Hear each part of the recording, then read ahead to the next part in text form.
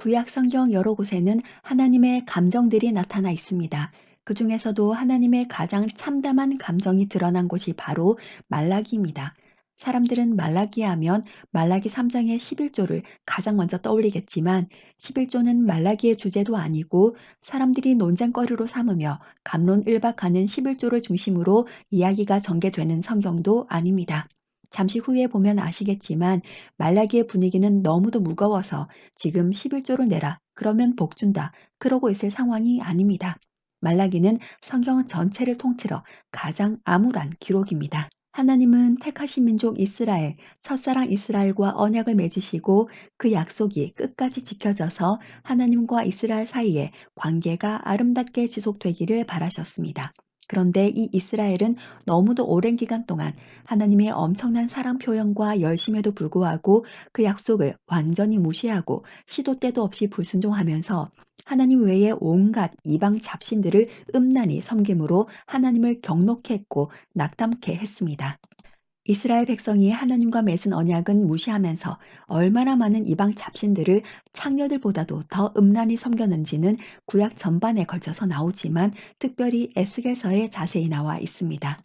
결국 하나님은 이제 구약의 맨 끝 말라기에서 이스라엘과 이별을 결심하시고 구약을 닫기 전에 하나님의 상당히 섭섭한 마음 상태를 이스라엘 백성에게 전달을 하고 계십니다. 이제 말라기의 전체적인 내용을 보도록 하겠습니다. 먼저 말라기 1장에서 하나님은 이스라엘 백성 전체에게 하나님의 심정을 드러내십니다. 하나님께서 이스라엘에게 말씀하십니다. 말라기 1장 2절 내가 너희들을 정말 사랑했다.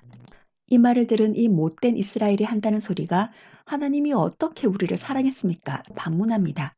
말라기 1장 2절 한 절만 읽어도 지금 하나님과 이스라엘 사이에 분위기가 심상치가 않은 것이 느껴집니다. 이건 마치 부부가 최악의 상태로 이혼 직전이라는 절벽에 와 있는 것과도 같은 분위기입니다. 아내가 틈만 나면 장기적으로 외도를 해놓고도 지금 남편의 마음이 어떤지, 둘의 관계가 어떤지 별 관심도 감각도 없습니다. 남편은 더 이상 결혼 생활을 유지하는 것이 불가능하다는 것을 인정하지 않을 수 없는 상황에 놓여 있습니다. 그러나 또 한편 남편은 아내를 진심으로 사랑해 왔기 때문에 사실 남편이 외도를 해서 상황이 이 지경까지 온 것도 아닌데 남편이 자존심 다 버리고 내가 당신을 정말 사랑했어 라고 어렵게 말을 꺼냅니다. 그랬더니 개념이 없어도 너무 없고 철딱서니가 하나도 없는 아내가 한다는 소리가 당신이 나를 사랑했다고요? 어떻게 사랑했는데요? 언제 사랑했는데요? 얼마큼 사랑했는데요? 하고 망설이지도 않고 바로 대꾸를 합니다. 남편 마음이 천근만근인 상태에서 어렵게 말을 꺼낸 것인데 아내 쪽에서 이런 식으로 따지고 들면 그 자리에서 그 오랜 세월 동안 자신이 아내를 얼마나 사랑했는지를 어떻게 답을 하겠습니까? 이렇게 아내와의 마지막 대화에 실패한 남편은 아, 이제 정말 끝인가? 정말 아내와 헤어지는 건가? 하면서 결혼할 때 했었던 그 혼인 서약들을 떠올려 봅니다. 그리고는 이제 더 이상은 둘의 관계가 가망이 없음을 확인했지만 그래도 마지막까지 아내와의 대화를 시도해보는 한편의 영화 같은 장면이 지금 하나님과 이스라엘 백성 사이에서 펼쳐지고 있는 것입니다. 이런 분위기가 말라기인데 지금 11조 해라, 복 준다 이런 내용이 어떻게 말라기의 주제가 되겠습니까? 하나님께서 지금 돈 얘기하고 계실 마음 상태로 보입니까? 하나님은 남편이 아내와 결혼식 때 했던 그 혼인 서약을 잊지 못하는 것처럼 말라기 시대로부터 약 930년 전에 이스라엘과 맺으셨던 그 언약, 곧 레위기를 구약이 끝나는 이 시점에까지 다 기억하고 계시는 것입니다. 여기까지가 말라기 1장의 앞부분의 내용입니다. 말라기 1장의 뒷부분에서는 이렇게 막되먹은 말을 하는 이스라엘 백성들의 반응을 보신 하나님께서 계속 말씀을 이어가십니다. 말라기 1장 6절에서 하나님이 말씀하십니다. 아들은 아버지를 공경하고 종은 주인을 존경하지. 그런데 너희들은 나를 공경함이 어디 있고 나를 두려워함이 어디 있느냐. 이스라엘이 한치의 반성함도 없이 또 대꾸를 합니다. 아니 하나님, 우리가 뭘 하나님의 이름을 경멸하고 무시했다고 그러십니까? 어떤 점에서요? 이 정도면 이스라엘이 제정신이 맞는가 싶습니다. 계속해서 말라기 1장 7절 8절 내가 너희들과 시내산에서 맺은 언약을 기록한 책, 곧 레위기가 시작되는 맨 첫 부분부터 나에게 제사 지내는 법을 자세히 적어 놓았지.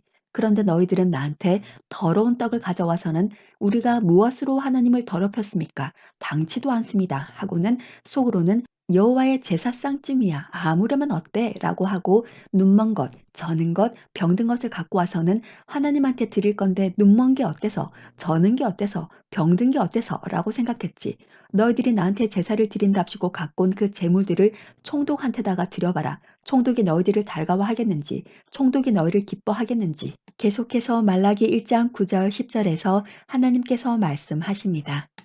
나를 이렇게 경멸하고 무시하고 하찮게 여겨놓고서는 성의도 마음도 없는 제물로 제사를 드리기는 드렸다며 내 얼굴을 향하여 간청하며 기도하기를 우리가 드리는 이 제물들을 받으심으로 하나님 마음을 달래시고 우리에게 은혜를 내려주소서라고 하는데 지금 너희들의 손으로부터 나를 경멸하고 무시하고 하찮게 여기는 증거가 이렇게 있는데 내가 너희들을 어떻게 좋게 봐주겠느냐.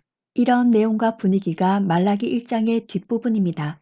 말라기 1장만 보았는데도 말라기 전체의 분위기가 어떤지 파악이 되셨으리라 생각합니다. 이렇게 성경을 볼 때에는 한두 구절만 딱 떼내어서 보아도 안 되고 큐티부터 하려고 해서도 안 되고 해석부터 하려고 해서도 안 되고 적용부터 하려고 해서도 안 됩니다. 그런 식으로 성경을 보면 하나님께서 성경을 우리에게 주신 원래 의도와 하나님의 마음과는 전혀 상관도 없는 자기 생각, 자기 중심적 이해, 자기 상황에 끼워 맞추게 되어 성경 본문의 원래 기록 의도와는 다르게 엉뚱한 방향으로 가게 됩니다. 그럼 계속해서 말라기 2장으로 가봅시다. 영상의 길이상 말라기 2장은 다음 시간에 업로드 하겠습니다. 이상 설교문 잘라서 읽어드리는 참믿음과 구원 올리고스TV의 설시아였습니다. 마라나타. 그럼 다음 설교문으로 곧 찾아뵙겠습니다. 감사합니다. 구독, 좋아요 부탁드립니다.